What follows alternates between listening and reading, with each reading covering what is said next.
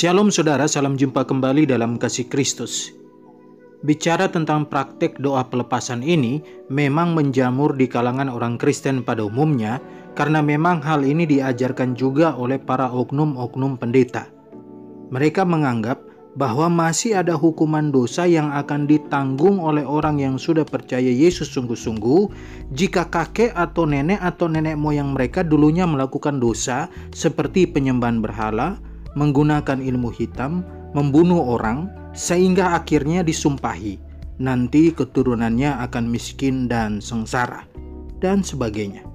Biasanya bahwa fakta hidup seseorang yang mengalami banyak kegagalan akan dihubungkan dengan dosa dari nenek moyang mereka, dan karenanya perlu diadakan doa pelepasan. Sekarang saudara-saudara, apa sih yang menjadi dasar dari ajaran tersebut?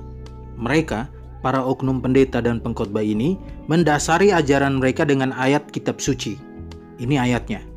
Jangan sujud menyembah kepadanya atau beribadah kepadanya, sebab aku, Tuhan Allahmu, adalah Allah yang cemburu, yang membalaskan kesalahan bapa kepada anak-anaknya, kepada keturunan yang ketiga dan keempat dari orang-orang yang membenci aku.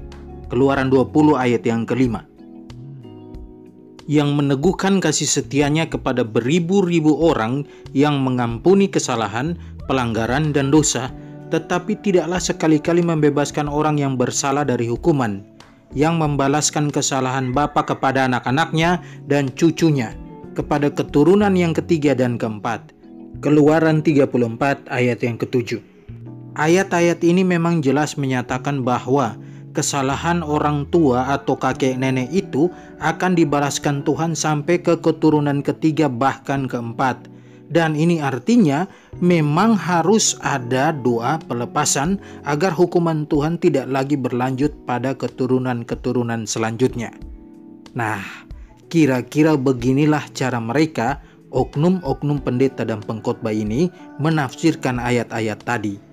Sekarang, apakah memang benar tafsiran mereka ini? Sebelum saya menjawabnya, mari kita lihat ayat berikut ini. Orang yang berbuat dosa, itu yang harus mati. Anak tidak akan turut menanggung kesalahan ayahnya, dan ayah tidak akan turut menanggung kesalahan anaknya. Orang benar akan menerima berkat kebenarannya, dan kefasikan orang fasik akan tertanggung atasnya. Yeskiel 18 ayat yang ke-20. Dalam ayat ini jelas menyatakan bahwa anak tidak akan turut menanggung kesalahan ayahnya. Ini terlihat kontra dengan ayat-ayat sebelumnya tadi yang menyatakan bahwa anak menanggung kesalahan ayahnya atau cucu menanggung kesalahan kakek neneknya. Yang perlu saudara tahu bahwa dalam prinsip penafsiran yang benar, kita tidak boleh menafsir satu ayat lalu menabrak ayat lain. Jangan hanya memegang satu ayat tapi tidak pedulikan ayat yang lain. Ayat-ayat yang sepertinya terlihat saling bertentangan harus diharmoniskan dengan cara ditafsirkan bersama-sama. Bahwa dosa orang tua yang ditanggung anak atau dosa kakek nenek yang ditanggung cucu dalam Keluaran 20 ayat 5 dan Keluaran 34 ayat 7 tidak boleh ditafsirkan sebagai hukuman atas dosa, tapi akibat dari dosa tersebut. Hal ini dapat kita pelajari dari peristiwa pembuangan bangsa Israel ke tanah Babel. Seperti yang kita tahu bersama bahwa Israel dibuang ke tanah Babel itu karena kesalahan-kesalahan atau dosa mereka kepada Allah.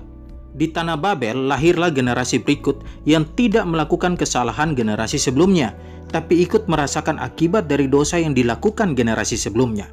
Contoh lain, jika seorang ayah korupsi, maka dia yang akan masuk penjara, dan anak serta istrinya tentunya tidak akan masuk penjara, tapi turut merasakan akibat dari kesalahan suami atau ayah tersebut dengan disitanya kekayaan hasil korupsi. Jadi hukuman atas dosa itu hanya diberikan kepada orang yang melakukan dosa tersebut dan bukan kepada orang lain, dalam hal ini keturunannya. Jadi praktek doa pelepasan dari hukuman atau kutuk nenek moyang ini jelas tidak direkomendasikan Alkitab. Konsep doa pelepasan ini hanya bisa diterima untuk kasus seorang yang menerima Yesus sebagai Tuhan dan Juru Selamat. Karena orang yang menerima Yesus adalah orang yang dilepaskan dari kutuk maut atau neraka. Mereka tidak lagi termasuk keturunan Adam yang mewarisi hukuman, tapi keturunan Adam yang telah dibebaskan dari hukuman karena mereka telah ada dalam Yesus. Sebab itu, sama seperti dosa telah masuk ke dalam dunia oleh satu orang, dan oleh dosa itu juga maut, demikianlah maut itu telah menjalar kepada semua orang, karena semua orang telah berbuat dosa. Tetapi karunia Allah tidaklah sama dengan pelanggaran Adam. Sebab, jika karena pelanggaran satu orang, semua orang telah jatuh di dalam kuasa maut, jauh lebih besar lagi kasih karunia Allah dan karunia-Nya yang dilimpahkannya atas semua orang karena satu orang, yaitu Yesus Kristus. Dan kasih karunia tidak berimbang dengan dosa satu orang, sebab penghakiman atas satu pelanggaran itu telah mengakibatkan penghukuman, tetapi penganugerahan karunia atas banyak pelanggaran itu mengakibatkan pembenaran.